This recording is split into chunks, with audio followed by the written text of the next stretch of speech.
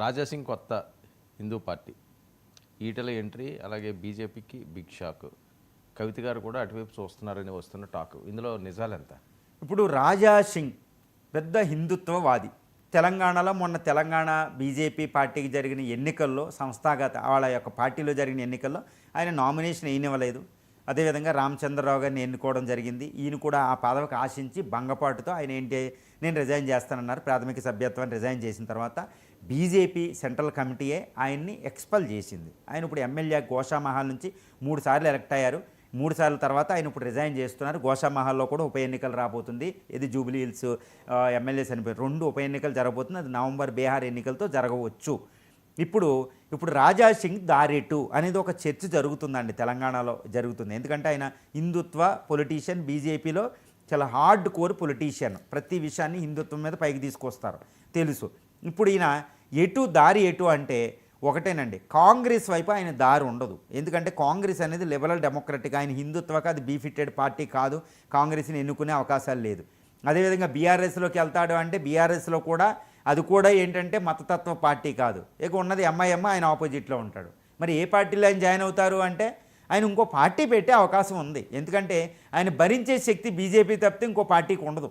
ఆయన ఎందుకంటే హిందుత్వవాదుల్లో ప్రథమ స్థానంలో ఉంటారు ఆయన. మరి ఆయన తట్టుకునే పార్టీ ఏది? ఒకవేళ పార్టీలో ఏ పార్టీలోకి వెళ్ళినా ఆయన అక్కడ ఉండే అవకాశాలు కూడా పుష్కలంగా మనకు కనపడ్డాలి. ఇప్పుడు బీజేపీలో ఆయన ఎక్స్పెల్ అయిపోయారు. మరి ఏం చేస్తారు అంటే ఒకటేనండి, ఆయన పార్టీ పెట్టే అవకాశాలు పుష్కలంగా మీరు అన్నట్టు కనిపిస్తున్నాయి. ఆయన పార్టీ పెట్టవచ్చు, ఏ హిందూ పార్టీ మీద పెట్టవచ్చు. ఇలా పెడితే ఈటెల్లో కూడా అసంతృప్తిగా ఉన్నారు, ఆయన కూడా వెళ్ళే అవకాశాలు ఉంది. బీజేపీలో చాలా అసంతృప్తి వాదులందరూ అక్కడికి వెళ్ళొచ్చు, అదొకటి. ఎందుకంటే బీజేపీలో ఆల్రెడీ వస్తుంది రామచంద్రరావు గారిని పెట్టడం, ఈ పార్టీ పెట్టడం వెనకాల బీజేపీ యొక్క బీజేపీ వేరే పార్టీలతో, ఎందుకంటే బీజేపీ అనేది వేరే పార్టీల మీద డిపెండ్ అవ్వాల్సిన అవసరం ఇక్కడ ఆంధ్రప్రదేశ్ తెలంగాణలో కనిపిస్తుంది. కాబట్టి వేరే పొలిటికల్ పార్టీల ఇన్వాల్వ్మెంట్ కూడా ఇక్కడ ఉండొచ్చు, ఆయన చెప్పినట్టు, ఆరోపణ చేసినట్టు. సో ఈ విధంగా ఆయన హిందూ పార్టీ అనేది ఇంకోటి ఏదన్నా పెడితే హిందుత్వ ఎజెండాతో బీజేపీ చాలా ఆపదల్లో పడుతుంది. ఆల్రెడీ బీజేపీ ఎదగాలని చాలా ట్రై చేస్తుంది. కానీ ఆయన పెట్టే పార్టీ బీజేపీకి బిగ్గెస్ట్ షాక్ అవబోతుందండి. ఆయన పార్టీ గ్రోత్ అయ్యే అవకాశం ఉంది హైదరాబాద్ ఈ ప్రాంతాల్లో. కాబట్టి ఈటెలు అసంతృప్తితో ఉన్నారు కాబట్టి ఆ పార్టీకి వెళ్తే ఆ పార్టీకి వెళ్ళే అవకాశం ఉంది. కవిత గారు ఇప్పుడు చూడాలంటే ఏ పార్టీ లేదు. ఏ పార్టీ అంటే ఇప్పుడు టీఆర్ఎస్లో బీఆర్ఎస్లో ప్రాబ్లం ఉంది కాబట్టి ఈయన పెట్టే పార్టీలు వెళ్ళే అవకాశం ఉంది. కానీ ఆవిడ సొంతంగా వెళ్ళే అవకాశం ఉంటుంది. ఎందుకంటే బీఆర్ఎస్ని ఆవిడ వదిలితే మాత్రం సొంత పార్టీ పెట్టే అవకాశం ఉంది. కాబట్టి తెలంగాణ జాగృతి మీద ఈవిడికి వెళ్ళే అవకాశం, ఈయన పార్టీలోకి వెళ్ళే అవకాశం అంతగా లేదు. ఎందుకంటే బీజేపీ అంటే చాలా కోపంతో ఉంటుంది ఆవిడ. ఇప్పుడు ఈయన కూడా బీజేపీతో అంటే చాలా కోపంతో బయటకు వస్తున్నారు. శత్రు మిత్రు అయినా సామెత ప్రకారం ఈవిడ వెళ్ళే అవకాశాలు లేవు.